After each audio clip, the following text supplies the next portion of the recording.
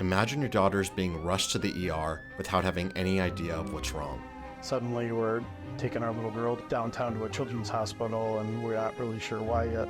Even worse, no medication is helping and you have no more treatment options. All right, well, we know what it is, we know what can help treat it, but nothing's getting better.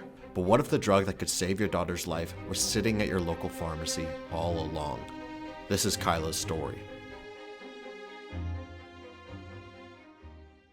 I was 14, 15 years old, doing normal stuff like going to amusement parks and stuff, like hanging out with my friends, and I just did not feel good whatsoever. She wasn't feeling good. Her stomach was hurting her. She was vomiting a lot. She was really tired.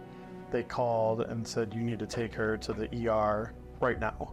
They did a number of scans, they did MRIs, they did the CT. It was stressful to be in the realm of unknown, and watching your daughter suffer in the process. Eventually, Kaila was diagnosed with a rare condition called idiopathic multicentric Castleman disease.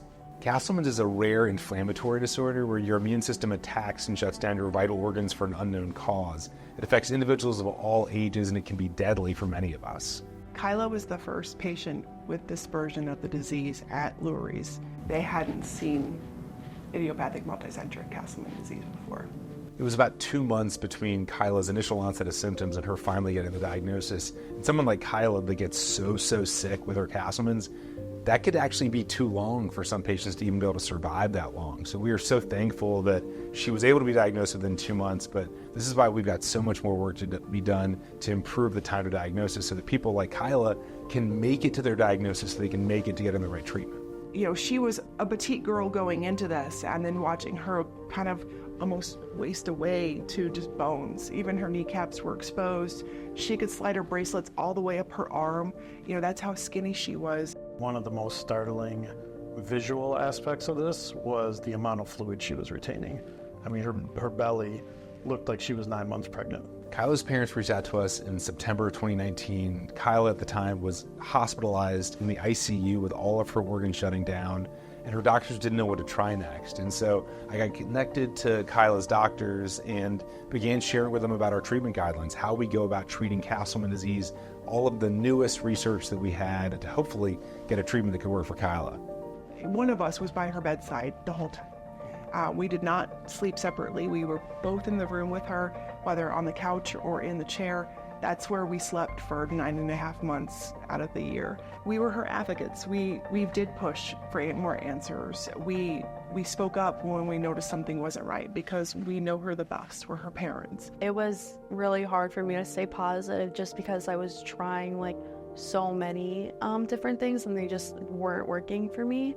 All right, well, we know what it is, we know what can help treat it, but nothing's getting better. So they tried IL-6 blockade for Kaila, which is the only FDA-approved treatment for Castleman's, and unfortunately that didn't work for her. So they quickly moved on to a drug called sirolimus, a drug that our group identified in advance for Castleman's. Even sirolimus didn't work for Kaila, and so then we were into the realm of chemotherapy. And so chemotherapy was given to Kaila in the hope that that could get her into remission. Just hearing that you're gonna have to go through chemotherapy is scary because you see all the horror stories about it and horrible side effects, like losing my hair, which was a big change because I'm a girl, so I love my hair and I love doing it and everything, so it was a big change. At numerous points, she had 2 tubes coming out of her that was just draining fluid. She drained 7.5 gallons of fluid from her lungs. She definitely went through a lot. She is essence of a warrior. So at a certain point where her doctors were really unsure if she was going to make it,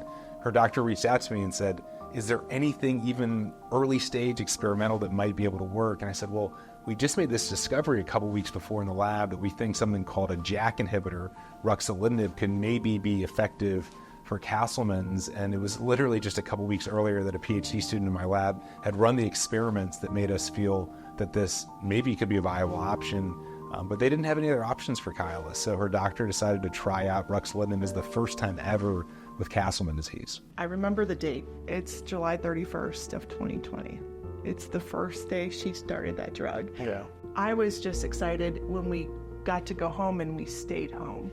I don't know about you, but we always bounce back and forth. We were home maybe for a couple days, maybe even 24 hours, and we were back in the hospital. So this time we went home and we stayed.